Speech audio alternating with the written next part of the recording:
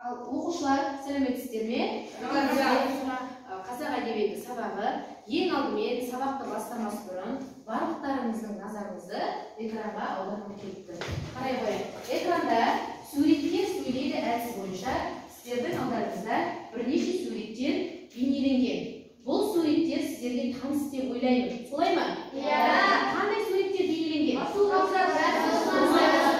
Расул Ғамзатов және де бұл жерде аулы жерлер бейнеленіп тұр. Қандай жерді ойлайсыздар? Әрине дұрыс айтасыздар. Бұл Дағыстанның табиғаты. Сонда бүгінгі біздің жаңа сабағымыз Расул Ғамзатовтың екінші сабағы. Дәптерімізге күннің жадын жазайық, бүгінгі тақырыпты жазамыз.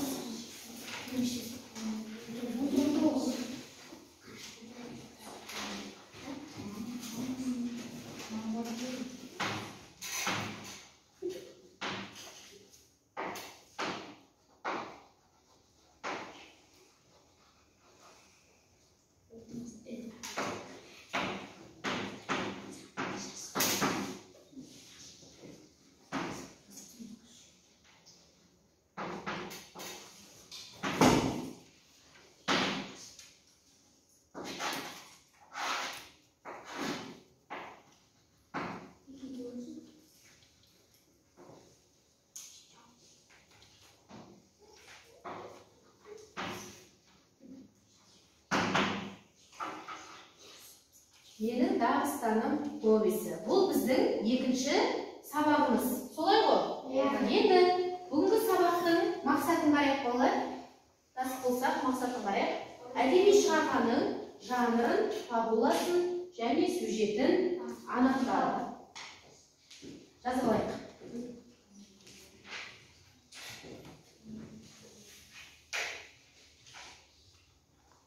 Біз бүгін сіздермен осы мақсатқа жету үшін жұмыс жасайтын боламыз.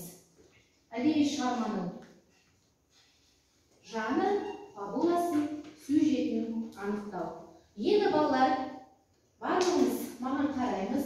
Бұл жердегі сіздерге түсініксіз болатын сөз фабула сөзі, Қарайық. Фабула деп отырғанымыз әдеби көркем шығармада суреттелетін оқиғаларды рет-ретімен жүйелеу, мазмұндауды айтады. Әрі қарай, балалар қандай да бір шығарманы алатын болса, біз композициялық тұрғысына қарай талдауды жасаймыз. Білеміз ғой? Енді сіздерге тапсырма. Менің Дағыстаным повестен үзіндіні біздер оқыдық, барлығымыздың есімізде бар. Сондықтан қазір осы повестен үзіндіні композициялық құрылысына қарай талдап, тездетіп орналастыра қоямыз.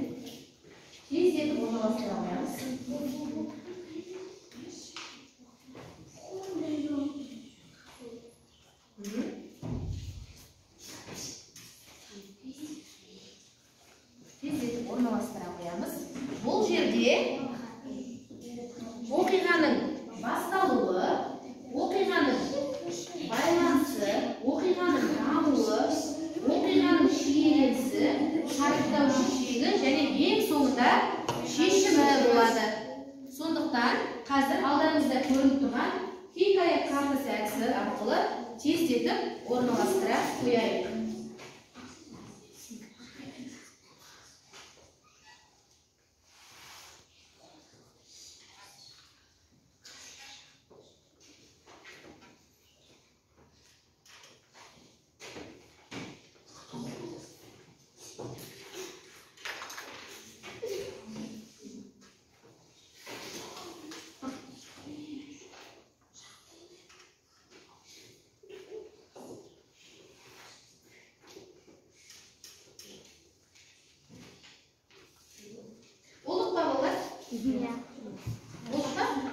Жақсы, бізде бірінші топ болып тұрмысын.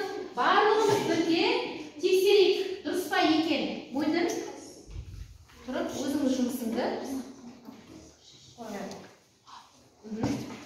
Оқиғаның басталуы, ешкінің түнді тартуы. Дағыстанның екінші ауа райында түнде Жақсы. Оқиғаның байланысы. Парижде жарықсандық суретшімен кездесу. Оқиғаның дамуы. Суретшінің салған суреттерін көрсетуін өтінді. Оқиғаның шиеленісі. Абайлардың көне аңыз жүйесі бойынша салынған суреті. Оқиғаның шарықтау шегі. Суретшінің туған туысқандарымен, анасымен болған әңгіме. Сендер ағашқа сөйлескің келмеді.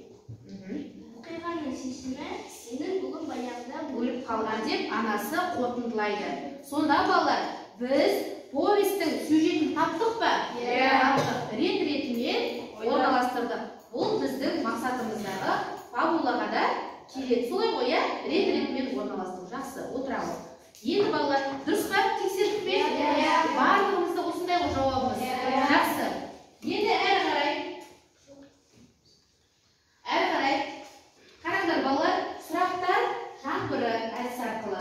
Мен сіздерге қазір сұрақ қоямын. Әр топтан оқушылар қолымызды көтеріп жауап береміз. Расул Ғамзатовтың «Менің Дағыстаным» шығармасының жазылуының себебі неде? Себебі неде? Жақсы, мөлдір. Өйткені ол туған жерге жырақта болды. Ол туған жер ұмытпау үшін осы әңгімені жазды. Осы повесті жазды, яғни туған жерді қашанда жақсы көру үшін бір шығарманы жазу керек болды. Осы Расул Ғамзатовтың арманы орындалды ма? Орындалды. Жақсы. Әрі қарай, «Менің Дағыстаным» үзіндісінде қандай оқиға суреттелген? Қандай оқиға суреттелген? Тағы да келесі. Қандай оқиға суреттелген? Жақсы, мөлдір айтайыншы. Қандай оқиға суреттелген? Ол туған жер туралы суреттелген. Сосын анасының баласын іздеуі суреттелген. Солай ғой, бірақ баласы өмірден баяғыда өтіп кеткен. Бірақ ананың сағынышы таусыла ма? Жоқ, таусылмайды. Жақсы, отыра ғой. Неліктен суретшінің туындысы елді аңсау деп аталады? Нас айта ғой. Елді аңсау деп не үшін аталып тұр? Елді аңсау деп не үшін аталып тұр? Енді аты айтып тұр өзінің.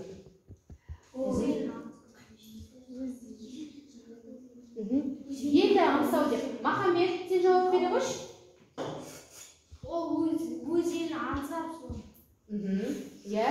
Жалпы повесті жазуындағы ең басты мақсаты өзінің еліне деген сағынышын осы шығарма арқылы жеткізгісі келді. Яғни бұл жердегі ананың да, баланың да өзінің де оқиғасын салыстыра отырып, түсіндіріп береді. Енді әрі қарай шығармада қандай ырымдар аталған? Қандай ырымдар аталған? Ақжарқын жауап бере қойшы, қандай ырымдар аталған? Жаңбыр есек. Ол балалар жаңбырды жаудыру үшін қураған шөптермен істелген киім киеді. Сосын деген таудың басына шығып, ән шырқап, не істейтін болған? От жағатын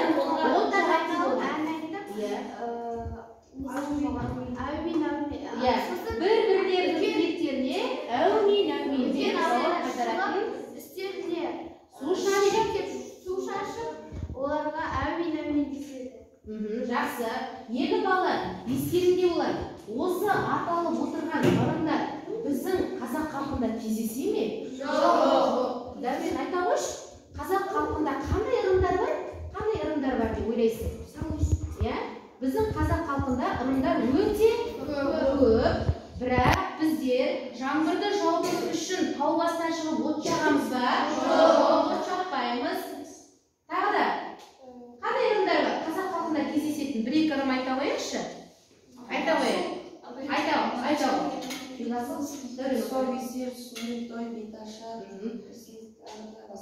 Дұрыс айтады. Жақсы, бұл салт дәстүрмен тікелей байланыстырып тұр.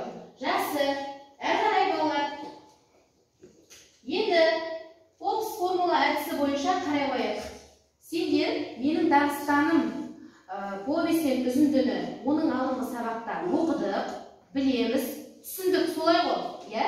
Енді балалар, фокус формула әдісі бойынша менің ойымша сен осы повесте болса әрі қарай қалай өрбітер едің? Әрі қарай қалай өрбітер едің? Қалай әрі қарай өрбітеміз? Айта қояйық. Бір-екі оқушы айта қойса жарайды. Иә? Әрі қарай қалай өрбітеміз? Сендер де өздеріңнің туған жерлерің туралы ән жазуларың мүмкін бе? Мүмкін. Иә, қашанда туған жер біз үшін ыстық қоя, қай жерде жүрсек. Жақсы, әрі қарай. Себебі мен оны былай түсіндіремін. Қалай түсіндіресіңдер? Өздерің ойыңды қалай түсіндіресің? Ақжат тұра ғой, айта ғой. Қалай түсіндіресің өзіңнің ойыңды? Мен мысалы, мен деген еліме деген өзімнің жүрегімді еліме арнағанымды айта аламын. Иә, елің. Жақсы. Өзіңнің елің үшін жақсы қызмет жасауға да болады, иә?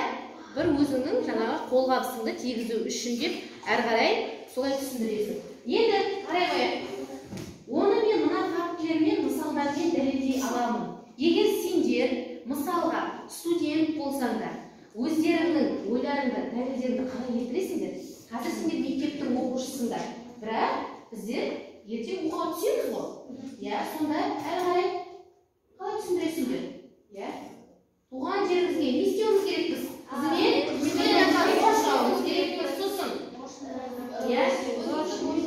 Міндетті түрде өз борышымызды дұрыс атқаруымыз керекпіз. Жақсы балалар. Бүгінгі сабаққа маған сіздер кері байланыс жасаңыздар, иә?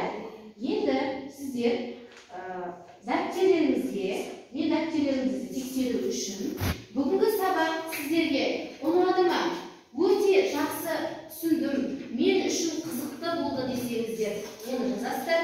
Мен сабақты жақсы түсіндім, одан да жақсы түсіндім десеңіздер, ол пікірлеріңізді жазасыздар.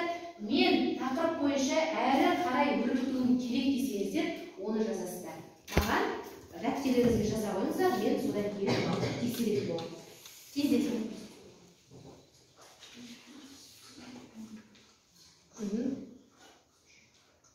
Ал бір-екі оқушы ауызша айта қойыңызшы. Ауызша. Мойда жақсы айта қойшы. Саған сабақ ұнады ма бүгінгі? Маған бүгінгі сабақ өте қатты ұнады. Өйткені мен оқиғаның композициялық құрылымдарын білдім. Фабуласын анықтадық, сюжетін анықтадық, иә? Жалпы идеясы қандай деп ойлайсың?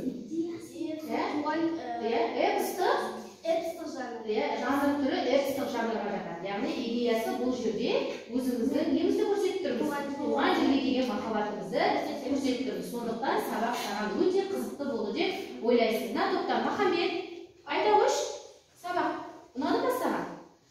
Мен бүгінгі сабақты өте жақсы түсіндім. Маған бүгінгі сабақ өте қызықты болды. Жақсы, жарайды, рахмет. Мына топтан Наз. Мен бүгінгі сабақты жақсы түсіндім. Мен композициялық құрылымын, фабуласын, сюжетін анықтадық, жанрын білдік, иә? Жақсы, отыра ғой. Сондықтан балалар, бүгін біз мақсатымызға жете алдық па? Жете алдық. Жақсы, рахмет оқушылар. Бүгінгі сабақ маған да өте қызықты болды деп есептеймін. Барлық сабаққа қатысқан оқушыларға рахмет, алғысымды білдіремін. Келесі сабақта кездескенше сау болыңыздар. Сау болыңыз.